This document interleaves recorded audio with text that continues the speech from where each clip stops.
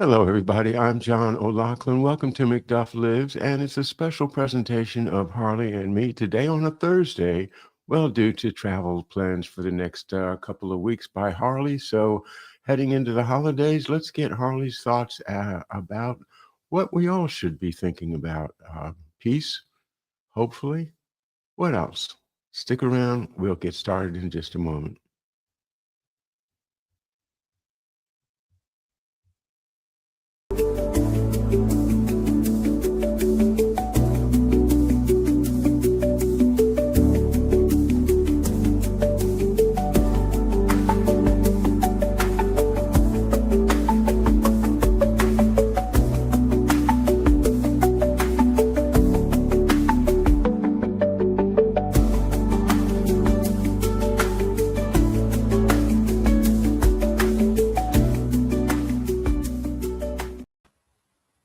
And welcome once again. I'm John O'Loughlin. My guest today, this Thursday, is Harley Schlanger of the LaRouche and the Schiller organizations. Hi, Harley.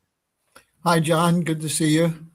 Thanks for taking time. I know you are very, very busy, both at the Schiller and LaRouche work, but also getting ready for the holidays because you've got some young ones. Well, actually, this afternoon I had a lot of time. I didn't know what to do with myself.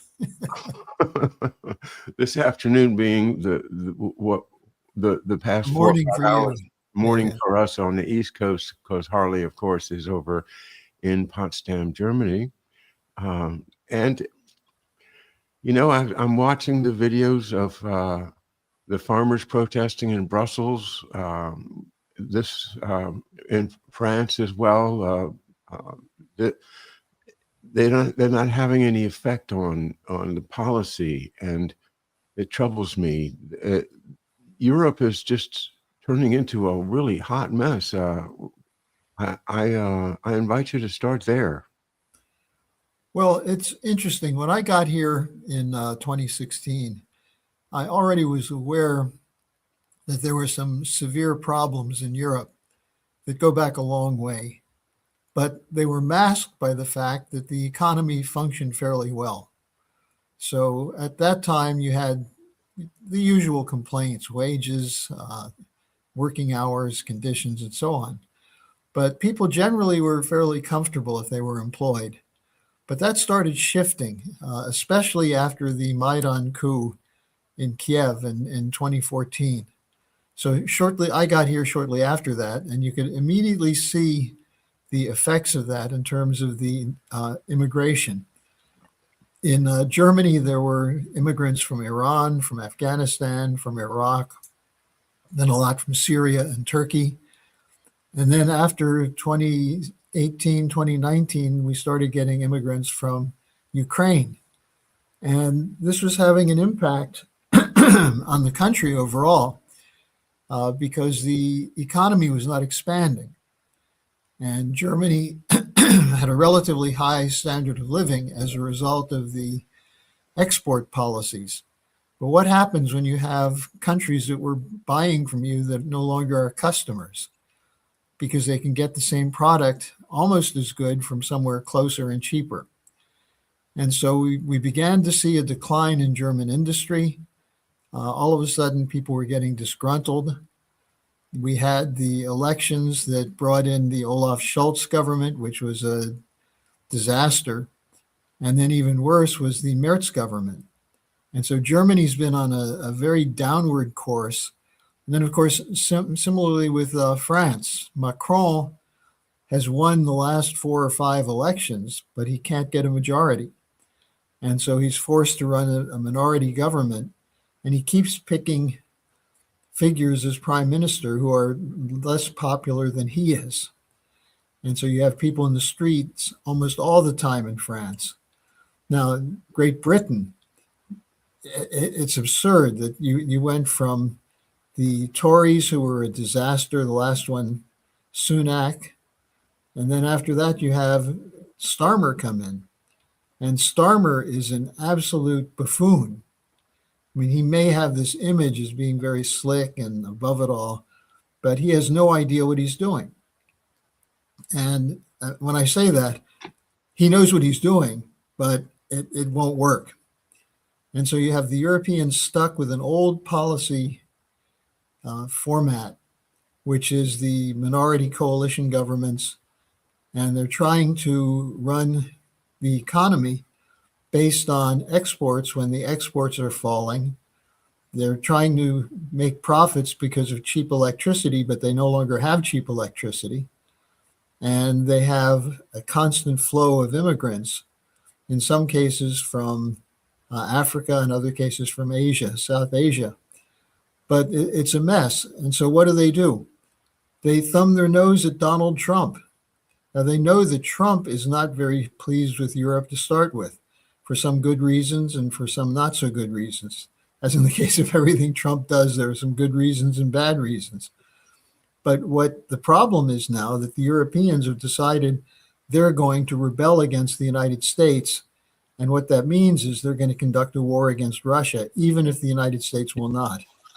And that's where you see the extent of the delusion, that if you have military leaders in the three main countries, Germany, France, and the United Kingdom, who are being tasked with the idea of winning a war against the world's strongest nuclear power, Russia, and they rely on World War II strategies, you can see that if Putin really ever does get into a war with them, they'll be evaporated within a few hours.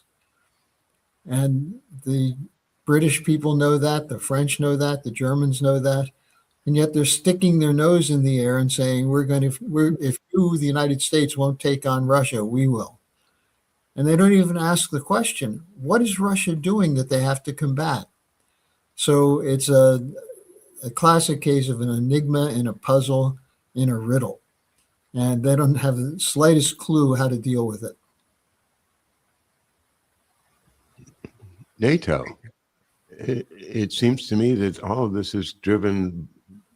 I think one way to look at it is that this is all NATO policy playing out to weaken and take down Russia.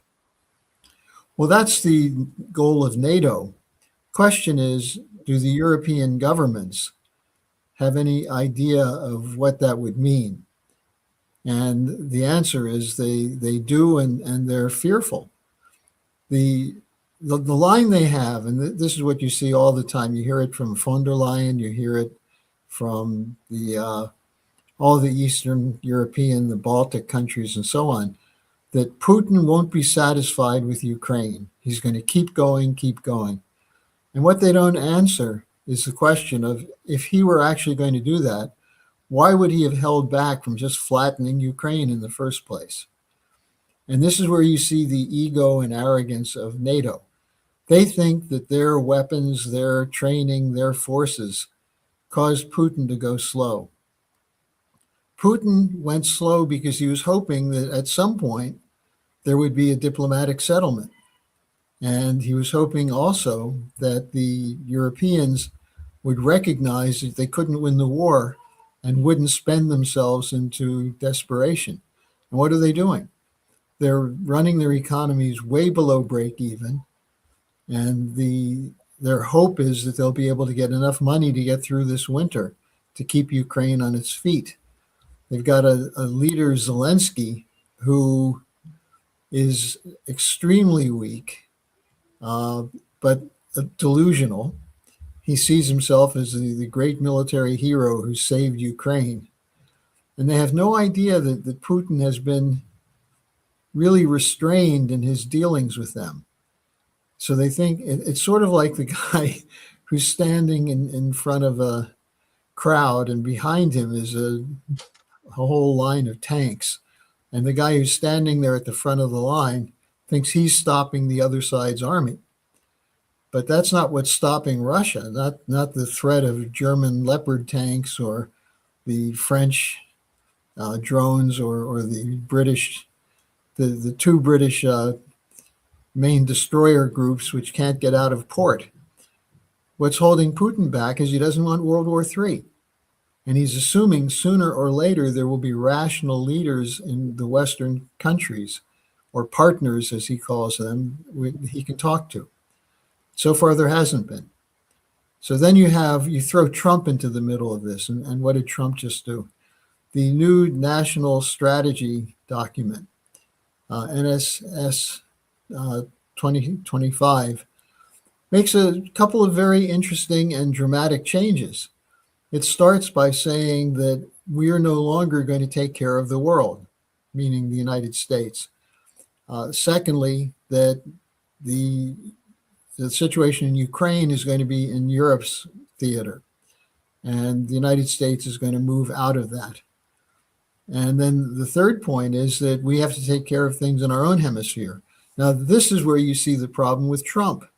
Trump actually is acting as though he has to save the West from the Chinese and whoever else.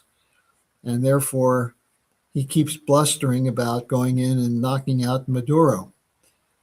Well, if the United States does go into a full war with Venezuela, it won't be the slam dunk they think, but more importantly, it will more isolate the United States than we already are. And so instead of approaching this from the standpoint of what is the benefit of all, he's flexing his muscles, and he's using the dummy Hegseth and the Marco Rubio, aka Narco Rubio, as the frontmen on this. So we're in a really big mess strategically, which could be turned around with some deft statecraft to turn it into a win-win situation. And hopefully that's what's going to come out of the next couple of weeks. Pause, assuming that there's not a war started on Christmas.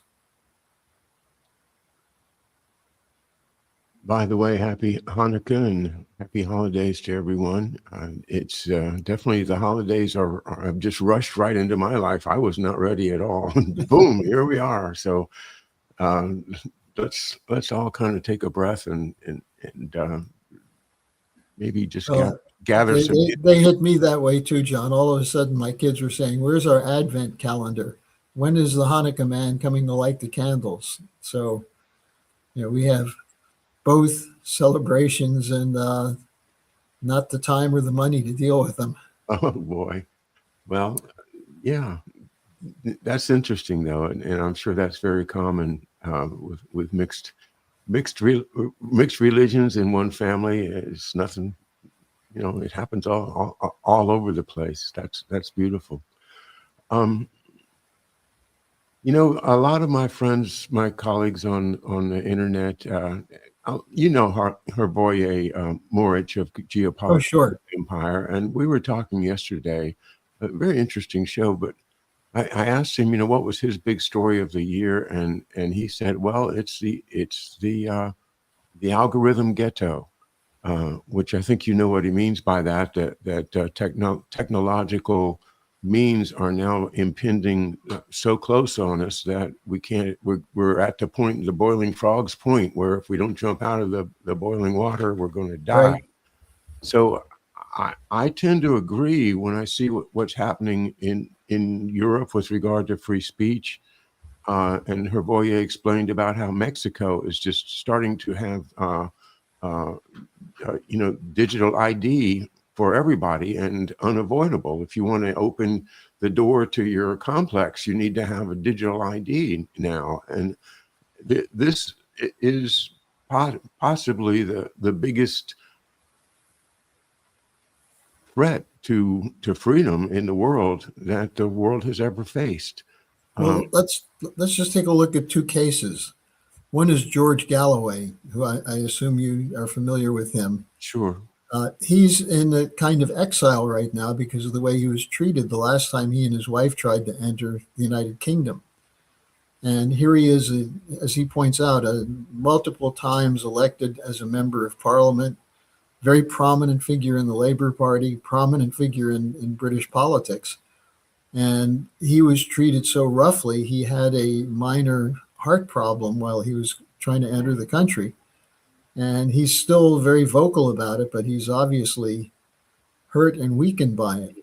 Then the Swiss retired military colonel, intelligence figure, Jacques Beau, probably one of the more serious and thoughtful of the people who you see speaking on various television programs about Ukraine, he was just put under sanctions.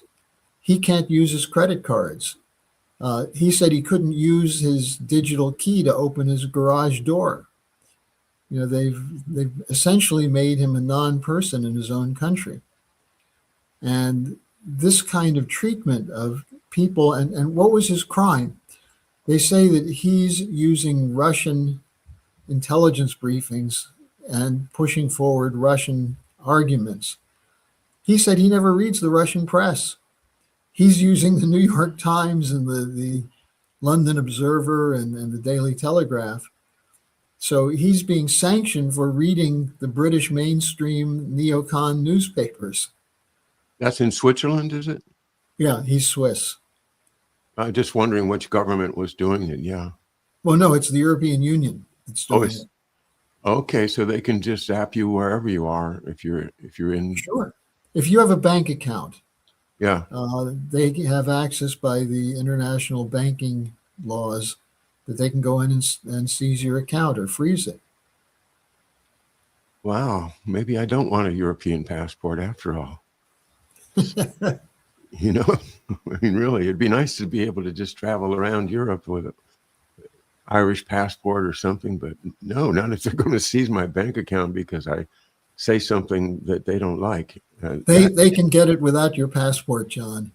I mean, the banking laws were changed so dramatically between 2001 and this year that have to do with, I mean, what they haven't changed is they haven't regulated the policies governing the hedge funds and the venture capitalists and others. They can do whatever they want, including issue financial instruments with nothing behind them.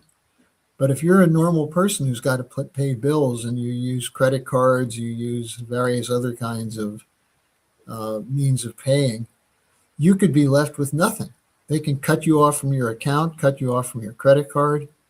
And that's what's happened. I had a chance to talk with Alina Lipp, who is a relatively young German journalist who was covering the Ukraine war before it was a war from Donbass.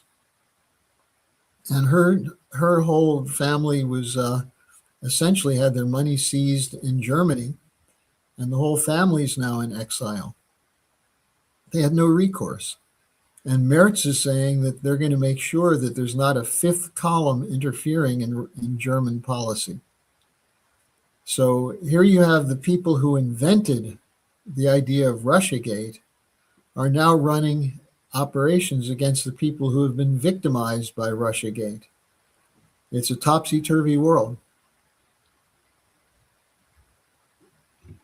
Yeah, and you know, the whole idea of like the American Revolution and our founding fathers and our forefathers and you know, winning all the wars and you know, fighting for freedom.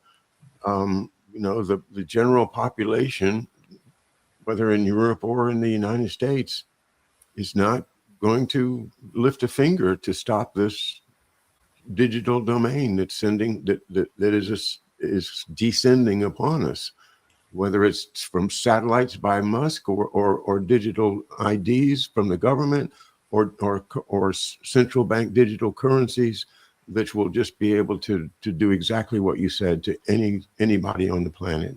How can we raise attention and sound the alarm in some way? Well, people unfortunately have this view that money is transportable. And what they have failed to remember is the lesson of history. Why did the Jews who were run out of one country after another keep their wealth in diamonds and things that were easily transportable? Because if you had a bank account, you ended up losing it. You had nothing. Mm-hmm. And what we're seeing is the ability to control the life through the central banks. And both in terms of how governments function, how institutions function, and how individual people live. And most people are terrified by it. And that's why they're not speaking out. They worry that they're going to get in trouble. I mean, look, it's clear to me that there's a certain fragility to your existence if you go against the blob. The blob has many ways to get you, as Schumer told Donald Trump. 6 They ways can from get you. Sunday. Yeah. So you can either live in fear and underground, or you can go out publicly and fight it. And if you're going to fight it, you better have a strategy. And the strategy has to include who are your allies, who can you ally with, and how do you know who you can trust. And on that, I mean, we do a lot of work on exposing who are the ones who use these operations to silence people. How do they do it? What are the networks they use? Because a lot of this is still undercover. A lot of it is not carried out directly. So you're getting hit by something you can't see. So you'd better know what the other side is doing so you can at least have a hunch of when something's coming after you.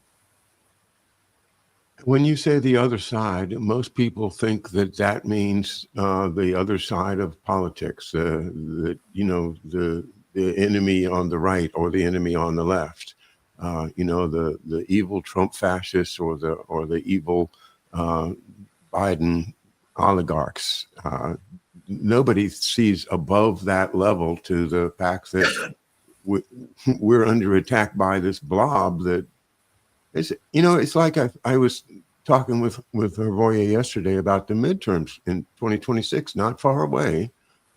People, are starting to throw their hats in the ring and get financing and get ready and all. But Trump seems to be throwing all kinds of meat out there for the left wing to pounce on in order to retake the House. And it's a very, very close thing. My comment was, and is to you, that there is this uniparty that controls the Congress like a pendulum from the middle, and sometimes it swings to the left and sometimes it swings to the right. But it's swinging to the right to accomplish getting Trump's agenda including J.D. Vance, which includes technocracy. And now they're done with Trump. Trump's got JD in the spot, and they're going to start, retiring the Trump brand, if not the Trump person. Your thoughts on that? Well, I think, look, Trump has had more than 9 lives politically. Yeah. And what he has going for him is the distrust, if not hatred, of the establishment that the average people have. You've got the country's somewhat divided. You've maybe a third of the population doesn't trust anybody who's an oligarch, who's a banker, who's an Ivy Leaguer. You have it's no longer just identifiable personalities or ethnicities, but where someone's from, how they speak, what they do. So you have a very divided population, and you have a certain grouping in that are the neoconservative war hawks who think if we had a strong enough military, we could dominate the planet, and that's what we have to do. Then you have people who tend to agree with Trump that we've got to stop the wars, but who's he fighting against? He doesn't make it clear. I mean, my complaint with President Trump from the first day he was in office in 2017 is he never fully identified who his enemy was and why. He rant against liberals, against zero growthers. I mean, he had a lot of fat people, skinny people, ugly people. He had a lot of people he didn't like. But right in front of him was this designated grouping of arrogant aristocrats who are not that large a number, not even 1% of the population. And they probably carry about, in terms of fictional wealth, about more than 50, 60% of the actual wealth in the society. But instead of going after that, he sort of diffuses the fire. And as a result, the MAGA people started getting confused. Who's the real enemy? And you see this now uh, within the MAGA movement, for example. I was listening to a debate today between Marjorie Taylor Greene and I can't remember who it was, one of the normal Bush neocons. And MTG was attacking the technocracy, the central bankers, the oligarchy, and the other one was attacking the big government. Now, big government is on the side of the corporate cartels. And the fact that you have a few businesses that are not part of that doesn't mean that there's not a corporate cartel that's steering the policy. So it's the lack of precision and, more importantly, the lack of principle that you see. And this is where, look, I wish Trump would escalate the drive to end the Ukraine war, because the longer it lasts, the more people are going to die, and the more danger there is that it will break out of containment. Now, how could he do that? He could read the Riot Act to people like Starmer, Macron, and Merritz. I don't think he's done that. Supposedly, he finally read the Riot Act to Netanyahu a couple of days ago. That's not going to have much of an effect. He's got to go in with an American policy which says, we're ending this war because this war is being fought on behalf of 1% of the world's population, who are billionaires or millionaires and who are controlling flows of credit and currency. You've got to stop it. And one of the ways to do it is to go back to regulated banking so that the bankers won't be able to manipulate the system, so that if they run into trouble, they'll get bailed out. So a few simple things: no more bailouts, truth in terms of who's doing what. And that's not so difficult to do. The fact that Marjorie Taylor Greene, who may not be the brightest person around, but is actually finding her footing and making a lot of good points right now, is very important. So define the threat to the country. The threat is not Chinese communism. It's not Putin. It's not left liberals. Most left liberals can't organize anything. The threat is the global oligarchy that's over and above the nation states. And this was something called synarchy. We've talked about this a little bit. That's the old French term. How the establishment exists above the institutions and controls the institutions from the outside. And if something gets in the way, they have assassins they can deploy. They have financial warfare they can deploy, like sanctions. When you put a sanction on someone like Jacques Beau, what you're hoping is that Jacques Beau, in order to stay out of trouble, will be quiet, because he's a very simple, straightforward, clear spokesman. What happens if people like that don't shut up? What happens if they continue to intervene and speak? Well, then you've got a fight. And Trump is pretty good at picking fights, but he's not always so clear on what he wants to do. And that's where the direction, I think, has to come. As we in the LaRouche movement ran the fight for quite a while on the against the Russiagate, we know what the other side wants to do. And by other side, we mean the oligarchs connected to the City of London, to Wall Street, and to the European Union. That's the threat. That's the enemy that's trying to get a global system. Now, the other side, and this is what also Americans don't realize, the Chinese are actually on our side right now. Something very interesting from the last couple of days. There's all this talk about how we're going to use Bitcoin and Ethereum and all these various digital currencies to deal with the debt problem. They're not dealing with the debt problem. They're just building a bigger debt. They're injecting creating a fake currency that's not a currency to try and roll over the debts and smooth things out. The Chinese just said they're through with that. They're not going to tolerate that anymore.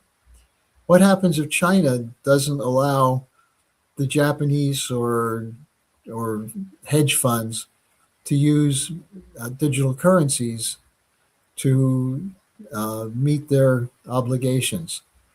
Well, then there's going to be a problem. And we could have a meltdown of the whole system. Now, in some ways, John, that would be the best thing because you'd be getting rid of a lot of the crap. And the people who own the crap and think that because they own the crap, they can dictate the rules, they're going to find themselves on the ledge. But I don't think Trump intends to do that. I think he's trying to figure out how to make money from it. And that's where the principled message never gets out. Yeah, I don't see much principle in what he says. At least there's nothing diplomatic about what he says, and he talks more like a mob boss than a president of the United States, in my humble opinion. Nevertheless, he has tremendous support, as you said. I was shocked on my social media. I posted yesterday. I kind of got gaslit by Tucker Carlson, who said, Trump's going to declare war against Venezuela tonight. So I said, oh, well, okay, I'm putting that on my social media. I said, well, Trump is going to declare war by presidential decree tonight. And don't invite any Venezuelans to your Christmas party. I know. And so I woke up this morning and no, he didn't do any such a thing. You heard last night that Tucker Carlson was saying that Trump was going to declare war. Yeah. And so I passed it on. One of the responses that I got, actually a couple of responses I got, was that yeah, we want to have that war. We want Trump to take down Maduro, take down Venezuela, because we've been victims of the China-Venezuela attack on the United States for too long. Yeah. And these are serious people that are saying, China and Venezuela have been attacking the United States for a long time. And, I think what they're talking about is fentanyl and the drugs affecting us, which is, if somebody could, I don't care what we have to do to stop fentanyl from coming in or being created in this country, I'd be for it.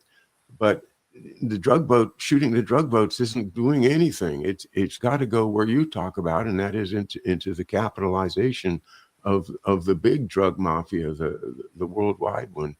And so it's a confusing time. I was kind of caught off guard. I thought, wait, what are you talking about? China, Venezuela, war against the United States? That's just not been in my head, but it's in a lot of people's heads, Harley. Well, to an extent, this is an extension of the anti-Cuban policy. But Cuba has not been active against the United States for a number of years. And the Cubans are doing all they can to improve their own healthcare system, their education system. They're making some progress. Where's the revolution coming from?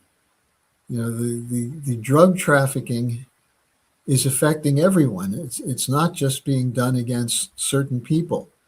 And, I think it's kind of interesting if you look at what happened in Hollywood this last week with Rob Reiner and his son, and killing himself and killing Rob Reiner and the mother. Yeah. It affects the whole society. And this is where you see the problem of misidentifying the enemy. Let me just say something about drugs, because as you know, over my shoulder, we have the Dope Incorporated book with the Union Jack and a syringe on it. You have one there too? I got one right up here somewhere. Yeah. Yeah. Well, this caused so much controversy that had LaRouche been assassinated in the 80s or 90s, it would have been over this issue, the production of this book. Exactly. And there were teams sent out to kill him. In 1986, October 6th, 1986, 400 armed military, police, sheriff's department attacked his farm in Loudoun County with the intention of killing him. And, we hear about 40 police going to Roger Stone's house and, these other kinds of attacks where they use super force to try and show the point that they're out to get you.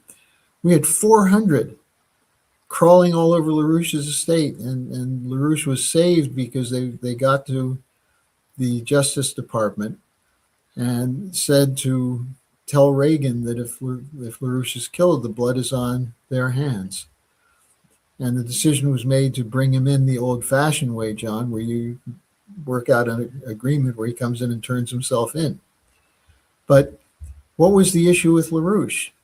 He was identifying, as we were talking about, I think, last week, the international drug flows and money flows as an additional factor to the military defense establishment. Mm-hmm.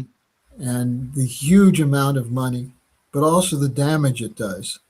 And the damage it does to families, to children, to adults, in destroying the cognitive and creative capability of a whole section of the population. Now, if you're serious about cleaning up drugs, you have to ask yourself, where's all this money going? Who's getting the money? What are they doing with it? And we had case studies of Iran-Contra in the mid-'80s. We had stories of the Medellin cartel and so on, how these guys were being deployed. The old Sicilian mafia in Italy, how they were being mixing the funds of the drug trafficking with NATO funds to set up assassination and hit teams. So there's all this evidence out there about it. And then it's connected with an overall operation, which starts with the idea that you can destroy the minds of enough of the youth and weaken the ability to think. And then you add to that the cybernetics and the whole social media culture. And you have kids who, I'm sure you've seen this. It's just shocking to me. You walk down the street in any European city, and there are large numbers of kids walking like this with their phones in front of their faces, banging into people. They're completely oblivious that there's a world outside of that little machine they have in their hand. And that's why they can get away with this stuff. Bernie Sanders published a short video of himself this week in which he says we need a moratorium on AI. The AI is clearly the most powerful transformation of information that we've ever had, and it's huge. And these data centers are they're building faster and faster and faster. And this, again, we're approaching that ledge where once we're over it, we're not going to get back. And that is if we do not slow down and take a look at this as a nation, as a world, and say, should we not have some regulation of this AI before it starts to be just the tentacles will be everywhere and we won't be able to escape. I think Bernie Sanders is right about that. We need to have some rational government thought about what are we doing with these computers. And one of the things that Bernie mentioned was that what if in the future people just stop talking to each other, that we stop doing anything together at all? Kids are starting to be raised just like you said, in which they don't need to have a social life. And more importantly, they get their affirmation. They get from some avatar that's made out of AI that's teaching them morality, ethics, values, which is insane to me. But this is all part of this global takedown of freedom that we're living through right now. May I also say that the term the beast man, which I think comes from Lyndon LaRouche, if not from some of you guys in your writings in EIR, uh, appears to be applicable here in that if I could say after World War II, a lot of the leaders that won the war were just not going to let there be another war because they were going to take over the whole darn thing and make sure that there was not another war. And that's why they wanted the Manhattan Project. That's why they wanted to have this beast man power to say, do what I say or else I will squash you. And in order to get there, they've built these things like the CIA and everything else that works with these NGOs and the corporate and the oligarchs and all of these people. They're all enlisted in this big beast man takeover of the world. That it's like H.G. Wells' Open Conspiracy, Yeah. and bringing all of this stuff together. I have to say that the perspective that you guys have given me about the British Empire and where all this stuff comes from, it's got to be widely known that this is the justification for hooking kids on drugs. This is the justification for assassinations. This is the justification for regime change operations and for us militarizing the entire world. This is the justification so that the beast man can win. It all goes back to the British Empire as a Malthusian institution. After Parson Malthus, who argued that population grows geometrically and food supply arithmetically, and you're always going to have too many people for too little food. And therefore, this is the Hobbesian view of a struggle of each against all to have enough. And of course, if you say something different than that, if you argue that there should be enough produced that we can distribute it enough to keep everyone alive, you're accused of socialism. And they've invented whole pejorative phrases that are drilled into people in various institutions. On the one side, you have the Heritage Foundation, the neoliberal economic school, the Austrian school, which says no government, any interference of government is unnatural.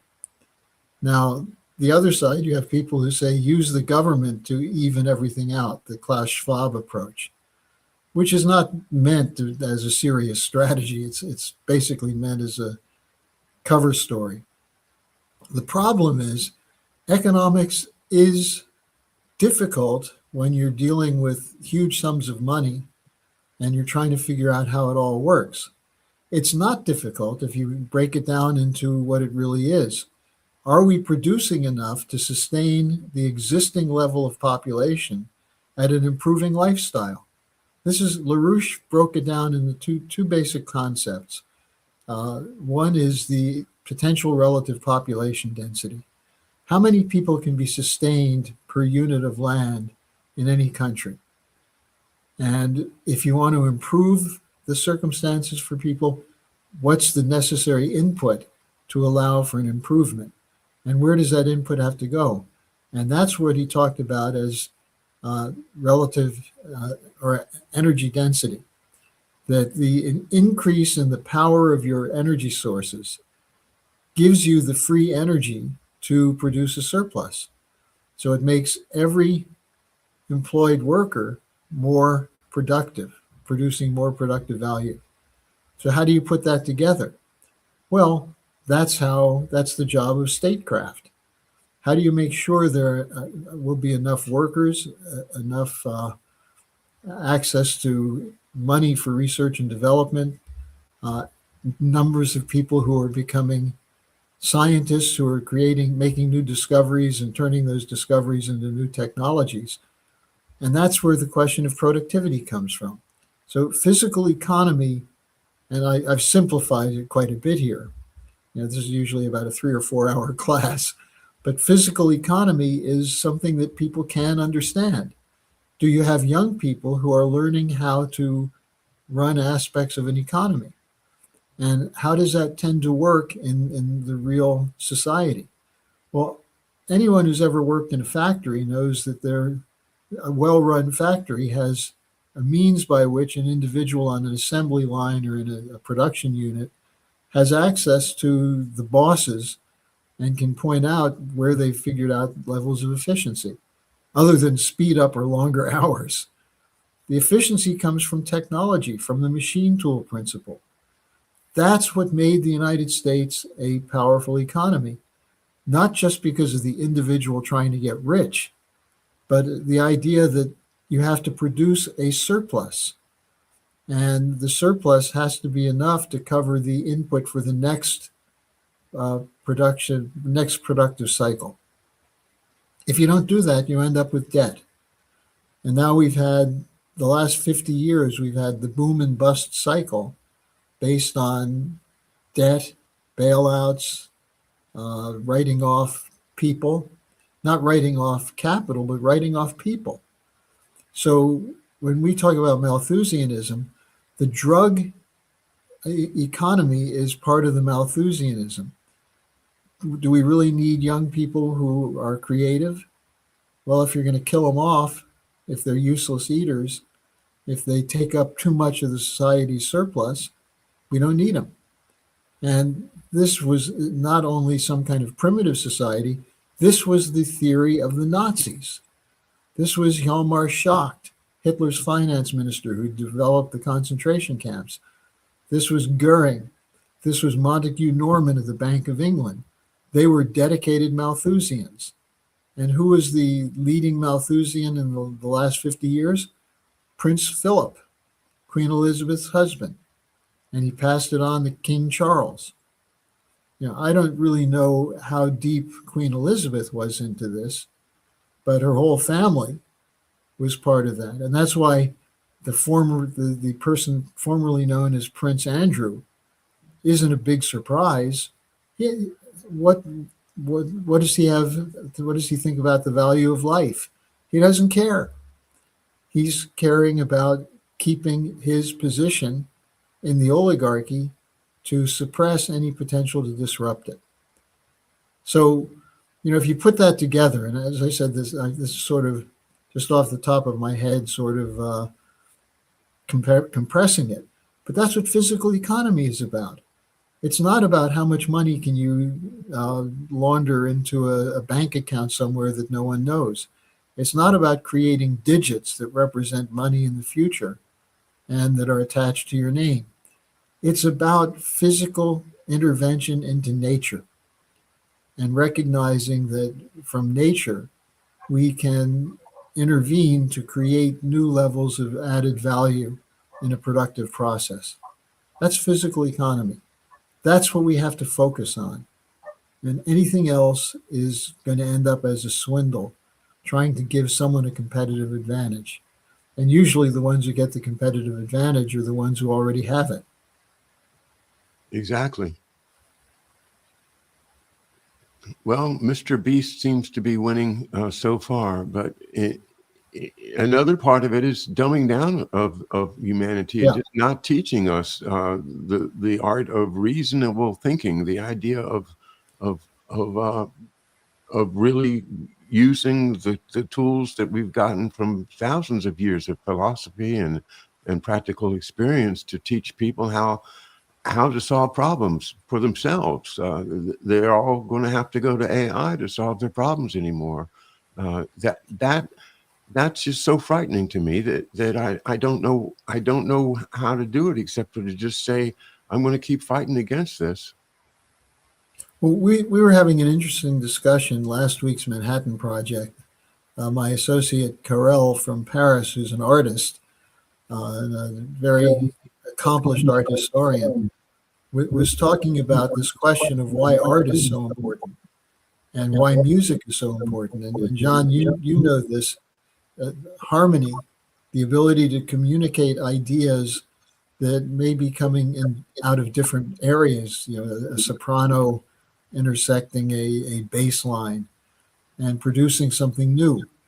the ability to have people speaking about different things, but in such a way that the net effect is to improve the cognitive ability of everyone around them. This is the great work of a small number of people, from Handel and Haydn through Bach especially. And I hope people get a chance to see the Christmas oratorio this year, because Bach's Christmas oratorio is just phenomenal. But it elevates you. It elevates the spirit. And that's what religion should be, to give you a sense of the capacity we have as human beings to communicate profound ideas that take us away from the bestial side of our being. And that's left out of the schools now. It's an elective, if you want to sing. It used to be, I don't know, when you were younger, wasn't music and singing a part of education? Yeah, you had a choice between instrumental music or vocal music. Yeah. And everybody was, interested in it. I mean, I loved it. I started trumpet in the fourth grade, and haven't stopped learning music ever since. And yeah, everything you said about harmony and intertwining of different voices, and all of the frequencies that you get. I mean, people are now very hip to the idea of healing frequencies. Listen to, well, you and I talked about the resetting the A to 432 hertz, so that And you see 256. And so that it fits with the normal harmonic progress or harmonic series, and jives with the ultimate beat of the earth that people have discerned, that you can actually measure the beat of the earth at around 7 or 8 hertz. So And when LaRouche intervened with great opera singers, for example, we had I can't remember the names right now, but when we meet again at the beginning of the year, we can discuss it. We had a series of events where we had people sing at the Verdi tuning, which is what 432, A at 432. yeah. And how that saved the voice. Whereas when in Vienna, when they raised it higher and higher and higher, people blew out their voices by their early 40s. Capuchile is one of the people. I'm sure you're familiar with him. So LaRouche intervened and got all these opera singers to sign a statement saying we should go back to the scientific tuning. He was called a fascist for that. Because the idea that it should be arbitrary, and that's just people who are jealous that they can't sing higher or lower.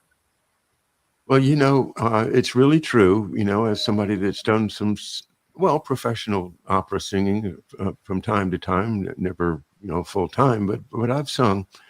And I did an entire production of Magic Flute at 432.